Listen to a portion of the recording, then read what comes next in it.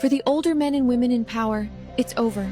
The young generation isn't buying any of what you're trying to sell to them. No matter how many talks and seminars you arrange in schools and colleges, trying to promote patriotism, it isn't working. Patriotism comes naturally when there is equal opportunity, sound infrastructure, and efficient mechanisms in place.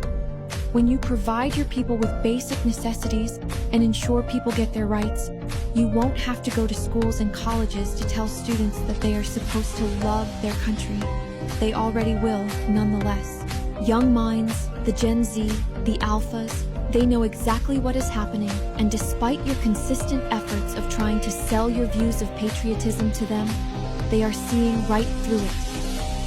Thanks to the internet, thanks to whatever little education we have left, despite your best efforts of keeping the masses as illiterate as possible, you have failed. You have failed to tell people what to think. They are thinking for themselves. They might be a little too scared to speak their minds because they prefer breathing, but they see right through the facade of self-righteousness and virtue that you've meticulously put together. You may be able to stay in power by using power, but the people could not care less about you. You can't even step outside your house without security.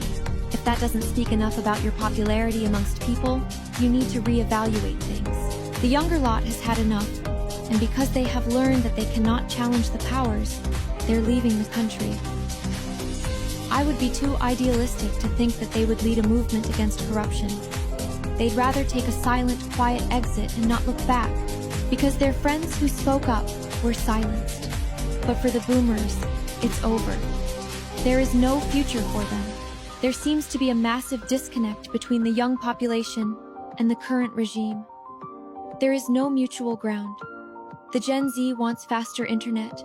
The ones in power want a stronger firewall. The Gen Z wants cheaper smartphones. The boomers want smartphones to be taxed. The Gen Z wants eased restrictions on freelancing. The boomers want to increase regulations on freelancing. There seems to be no common ground amongst them. That is exactly why the boomers have lost. You can orchestrate all the wars you want. Gen Z will make memes out of it. Censor all the mainstream media. Gen Z will jump to platforms like Rumble, YouTube, and Discord to voice their opinions. Boomers, you cannot censor thoughts now. Gone are the days when you could fool the people. No one's being fooled anymore. Yes, we don't have libraries. Yes, we cannot afford to rent an apartment. Yes, we cannot afford to buy a car anymore. All thanks to your efforts, the economy handed down to us is worse than your morals. But despite all that, we continue to trudge along, finding solace in books, social media, coffee shops, as much as I despise them, and double patty beef burgers. We continue to navigate across the murky waters. We don't watch when you talk on TV because most of the times whatever you say is hysterical.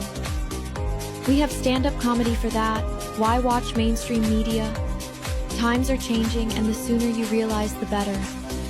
But you don't care either. Your children are abroad. You're making millions every single day. You enjoy vast unchecked power.